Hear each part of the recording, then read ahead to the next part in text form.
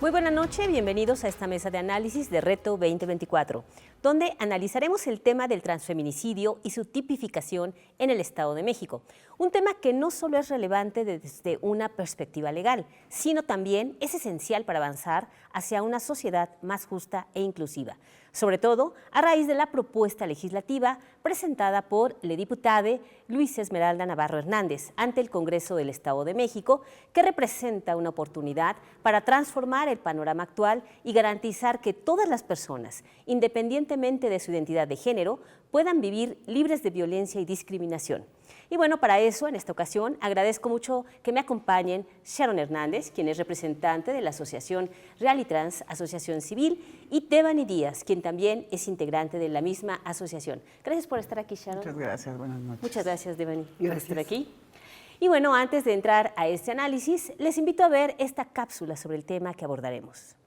La violencia contra las personas transgénero ha sido un problema persistente en México, con un alarmante número de asesinatos reportados. Desde el año 2007 hasta el año 2021, se documentaron 590 asesinatos de personas trans, lo que equivale a un promedio de 42 al año, y de acuerdo con datos recientes, entre octubre de 2022 y septiembre de 2023, 321 personas de la comunidad LGBTTIQ+, fueron asesinadas, siendo el 94% mujeres trans. Específicamente en el Estado de México, la Comisión Nacional de Derechos Humanos reportó al menos 16 asesinatos de personas trans en 2020, lo que evidencia una severa crisis de violencia y discriminación hacia este segmento de la población. Aunado a esto, la encuesta nacional sobre la discriminación 2017 reveló que el 60% de las personas trans han experimentado discriminación laboral, lo que limita sus oportunidades y perpetúa ciclos de marginalización. Este contexto resalta la urgencia de crear un marco legal que no solo reconozca crímenes como el transfeminicidio, sino que también establezca medidas para su prevención y sanción. Por ello, la iniciativa para tipificar el delito de transfeminicidio en el Estado de México, presentada por la diputada Luisa Esmeralda Navarro Hernández, busca abordar y erradicar la violencia sistemática que enfrenta la población trans, especialmente las mujeres trans. Esta propuesta se enmarca en un contexto más amplio de reconocimiento y protección de los derechos humanos de las personas LGBTTIQ+,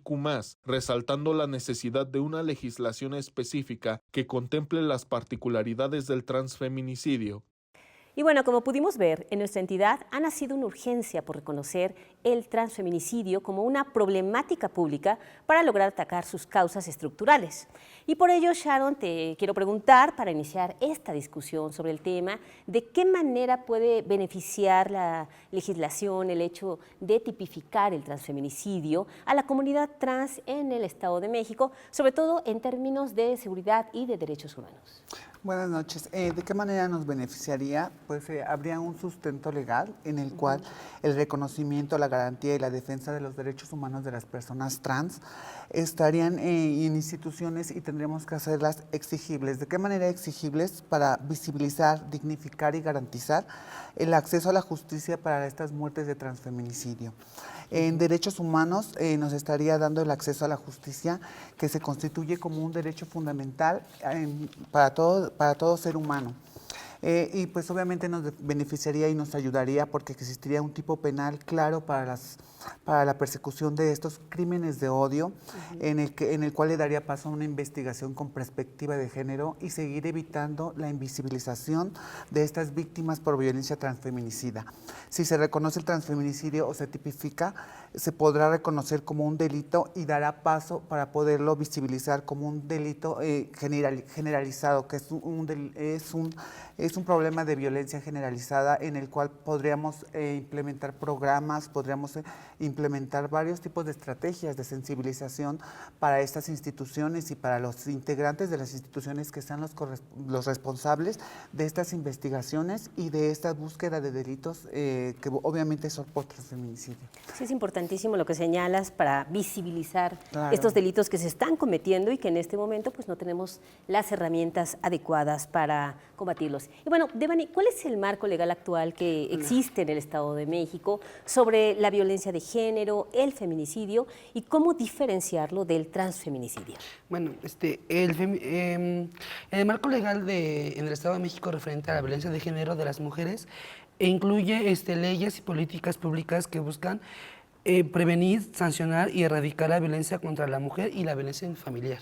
Y referente a al feminicidio, diferenciar el feminicidio y el transfeminicidio corresponde al reconocimiento de estas violencias que viven a lo largo de la vida y que son mujeres específicamente de vivencias trans. El reconocimiento social ni institucional de la identidad de las víctimas cuando pues yo creo que se levanta una demanda o jurídicamente empieza una investigación, creo que tienen que implementar mucho esto, ¿no? De que refiere a que pues el reconocimiento social ni institucional existe en este momento referente al transfeminicidio. Y que se refiere, como tú mencionas, hacia mujeres trans, Claro. este tipo de delitos. Y bueno, Sharon, para que la ciudadanía, nuestro auditorio pueda entender cómo se puede definir en este momento el delito de transfeminicidio en esta propuesta legislativa que se presentó hace unos días y qué elementos son cruciales para tipificarlo. Pues se define como el asesinato a una mujer, a una persona trans, cuya identidad o expresión de género sea percibida en un aspecto femenino, en el cual sea por razones de género o identidad de género. Los elementos cruciales para poder tipificar esto es la violencia sexual de cualquier tipo, en el cual vienen las lesiones degradantes, las mutilaciones y el corte de cabello a las víctimas, o que el agresor tenga un contacto de que se presuma que se conocían y que tuviera un odio hacia esta persona por su expresión de género o por su identidad de género. ¿Qué tan común es, Sharon? Prácticamente ahorita hemos estado viendo que este tipo de violencias están surgiendo por la identidad de las personas, por la razón de ser quienes, pues sí definimos ser en esta actualidad, por el simple hecho de tener el género femenino. Muchas veces estas situaciones de odio de estas personas, pues transfeminicidas, suele suceder esto por la identidad de las personas o el género, el odio hacia el terminar hacia este tipo de, pues sí, de diversidades hacia las personas. Sí, hacer énfasis en que justamente por esto pues son crímenes de odio que se están cometiendo lamentablemente. Y bueno, Devani, ¿cuáles son los principales desafíos que ves que se anticipan para la implementación, en caso de que se apruebe, claro, esta tipificación? ¿Cuáles serían los principales desafíos para la legislación? Pues yo creo que los principales desafíos serían estas trabas o obstáculos que impiden el cumplimiento efectivo de las leyes que nos protejan, discutir y analizar las razones desde fondo, ¿no? Yo creo que serían los primeros retos que tendría esta legislatura. Que no bastaría con tipificarlo. Sí, más que tipificar, accionar, ¿no? Porque de nada sirve que haya políticas o leyes si no hacen efectivas cuyas leyes que existen, ¿no creen? Garantizar que que se cumplan. Ajá, que la ley se va a acatar, como bien mencionas. Y estamos hablando del transfeminicidio en el marco de la propuesta de su tipificación en el Estado de México. Y bueno, Sharon, preguntarte si existen ejemplos de otros países, de otras entidades donde ya se ha tipificado este delito y bueno, ¿qué resultados ha habido? Pues otros países no está tipificado como el transfeminicidio, pero han implementado otro tipo de iniciativas, otro tipo de leyes en las cuales engloban a la diversidad sexual, a las mujeres trans. No vamos muy lejos, en España, en Argentina y en Chile podremos ver un gran avance en estos derechos humanos de las personas trans. En Argentina se podría definir que fue el primer, bueno, que está como determinado como el país que tiene más derechos humanos hacia estas diversidades sexuales. Entonces, en Chile hemos visto que las leyes que han implementado le dan acceso a infancias trans, a cambios de identidad, en espacios de educación, en espacios laborales.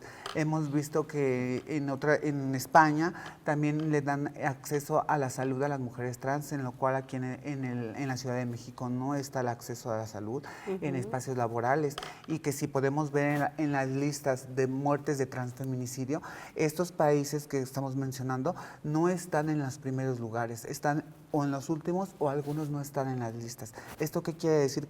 Porque estas leyes implementan la sensibilidad, implementan la cero discriminación, implementan los espacios laborales, como les comento, para las personas trans, espacios incluyentes sin discriminación.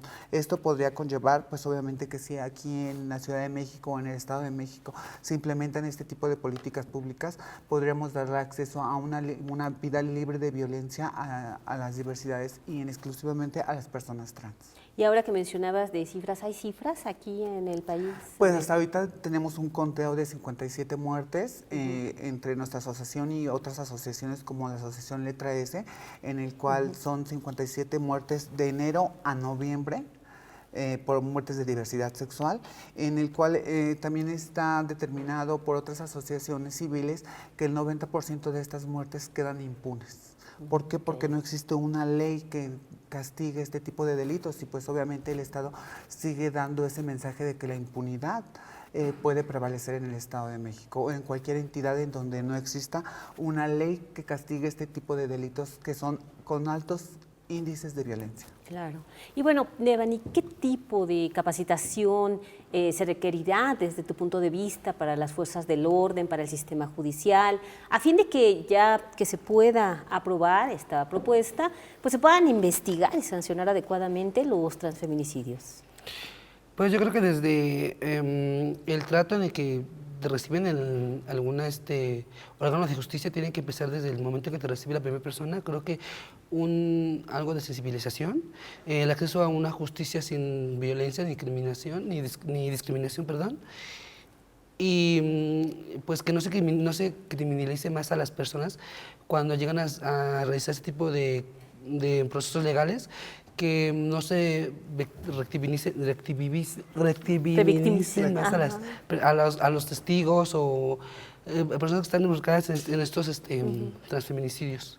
Actualmente la experiencia no ha sido positiva en este tema. Claro, no ha sido positiva. Hemos pasado por diferentes trabas de esta cuestión de estos procesos y es un poco difícil cuando no se te da un acceso a la justicia pleno y sin discriminación. Y primero por la falta de visibilización, ¿no? De reconocimiento a este tipo de delitos. Sí, claro, es la falta esa falta hace mucho estrago en estos tipos de procedimientos. Y falta de sensibilidad de las fuerzas policíacas también, ¿eso han enfrentado? Sí, es importante implementar ese tipo de pues no sé si haga protocolos. La perspectiva, ¿no? Exactamente, la perspectiva de género es un mecanismo muy importante que al implementarlo nos ayudará mucho a resolver ese tipo de casos y con más claridad. Claro. Y bueno, Sharon, ¿de qué manera se puede asegurar que la legislación aborde pues las múltiples formas de discriminación que enfrentan las personas trans, especialmente quienes pertenecen a grupos marginados y bueno, pues que son seguramente quienes la sufren? No podemos asegurar que esta legislatura tome estos temas, pero sí se podrían hacer ejercicios de transparencia en el cual podríamos ir viendo en qué áreas se necesitan buscar estrategias para, pues obviamente, disminuir estos niveles de criminalización, de violencia, en el cual pues nos hemos dado cuenta que muchas de estas instituciones, los titulares sí están capacitados, porque recurren a talleres, a pláticas, pero quienes dan la primera cara al público no están sensibilizados, no tienen no tienen la capacidad para llamar a las personas, a lo mejor a no estar capacitados por cómo se identifican o por cómo vienen vestidas o por preguntarles cómo te gustaría que te llamara. Entonces, yo siento que sería un trabajo de los tres poderes de gobierno junto con sociedad civil para poder formar o buscar estrategias políticas públicas para poder erradicar esta criminalización que comenta la compañera que sufren e implementar en estas investigaciones la perspectiva de género para poder evitar lo que les comentaba al inicio, que estas muertes sigan siendo invisibilizadas y que pues obviamente el transfeminicidio no nos daría paso a que estas muertes sean visibilizadas sensibilizadas a que exista un modelo de delito que castigue a estas personas que cometen estos delitos. Y ahora no vamos lejos, no nada más es en las instancias de acceso a la justicia. Un ejemplo claro que tal vez nos gustaría expresar es en nuestro caso, desgraciadamente, desde que nos constituimos hasta apenas hace 2 meses, pudimos terminar nuestro proceso de de constitución. ¿Por qué? Porque diferentes instituciones, como por decir el registro de la propiedad, se me fue, pero ya, el registro de la propiedad nos detuvo 1 año, 3 meses nuestra acta constitutiva para poderla aprobar. Nosotros hasta el día de hoy seguimos trabajando con nuestros propios ingresos de las agremiadas, y en el cual pues obviamente nos damos cuenta que eso ya no es cosa del titular, es cosa de las personas que te reciben. Muchas veces se ha tenido que utilizar la presión social para que este tipo de casos salgan. Ante los obstáculos. Claro, para que salga adelante. Un caso es como el que les estoy comentando de nuestra acta constitutiva. Tuvimos que usar la presión social para que a los 3 días nos pudieran aprobar. Entonces esto lo vemos que ya no es pues algo que tenga que ver algo con algunos reglamentos, ni muchísimo menos. Eso ya es de la sensibilización y la capacitación que tengan las personas que están al frente en el primer contacto cuando llegan las personas. Ok. Y bueno, Devani, ¿qué acciones adicionales también serían necesarias para combatir la transfobia, para promover un ambiente más seguro para las personas trans aquí en el Estado de México? Yo creo que viene desde la educación, desde los hogares, yo creo, y de ahí pasaremos a la educación en las escuelas. Yo creo que desde una formación básica hasta una formación académica, implementar, como usted me comentó, la perspectiva de género es muy importante. Creo que es un mecanismo que nos puede ayudar a prevenir y un poco erradicar esta transfobia que afecta mucho a las mujeres trans, principalmente porque son las más agredidas, las más afectadas en estos crímenes cometidos con tanto odio. Sin duda hay mucho por hacer en este tema. tema. Demasiado, mucho que por hacer, y yo creo que no bastará con tipificar el transfemicidio, sino también accionar, ¿no? Que es importante eso, que no se queden las leyes nada más en el aire, que se haga y que se cumplan. Claro, porque al prevenir la violencia, pues evitas que existan esos delitos, claro, pero también que se les trate adecuadamente, claro, ¿no? sí. Que es otra de las peticiones que tienen. Sí. Es un trato muy importante porque a veces a las mujeres trans somos muy violentadas en cuestión de cuando vas a levantar, bueno, cuando llegas a recurrir a estos órganos de justicia, sí hay mucha violencia, todavía un poco de resistencia, hemos avanzado, pero no ha sido lo suficiente para poder lograr una justicia, pues yo creo que justa, ¿no? Y pronta, expedida. Falta mucho para lograrlo, ¿no? Y bueno, Sharon, llevan mucho tiempo tratando de que se tipifique este delito, ¿no? Ya tienen varios años. Pues sí, ya aproximadamente se metieron diferentes iniciativas por parte de diferentes asociaciones civiles, que lleva alrededor de 15 años a 10 años, en el cual pues nos ha visto reflejada la inclusión que pues las legislaturas que llegan, que se van, dicen que van a tener. Entonces, pues también ahorita a lo mejor sería un momento en el que esta legislación que está empezando, pues se gane la confianza de las personas. En las encuestas del INEGI, desafortunadamente estamos entre los últimos países en el cual las personas confían en los servidores públicos que llevan estos tipos de violencias o esta búsqueda de crímenes. Entonces es momento pues de darles la confianza, de no culpar a personas que no cometieron delitos y que pues obviamente solo por cerrar la carpeta o esto, pues sí, echar a perder la vida de una persona que es inocente.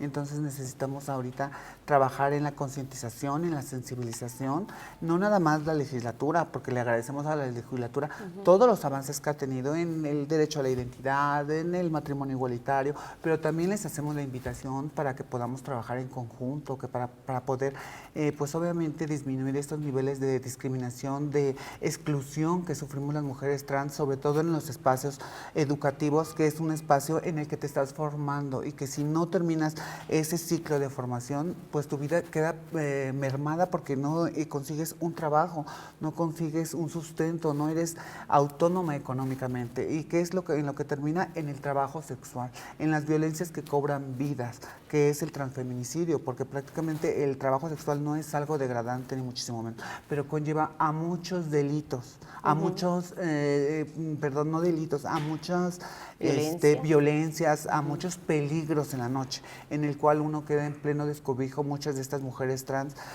pues sí, prácticamente a altas horas de la noche ya no hay quien las vigile.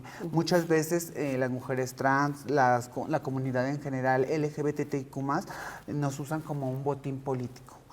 O como algo para ejercer fuerza o poder en contra de nosotras, en el cual muchas mujeres trans a base de esto siguen viviendo en la precariedad y siguen viviendo en un sistema violento hacia ellas y siguen viviendo obviamente en la pobreza, porque pues obviamente se queda en lo mismo.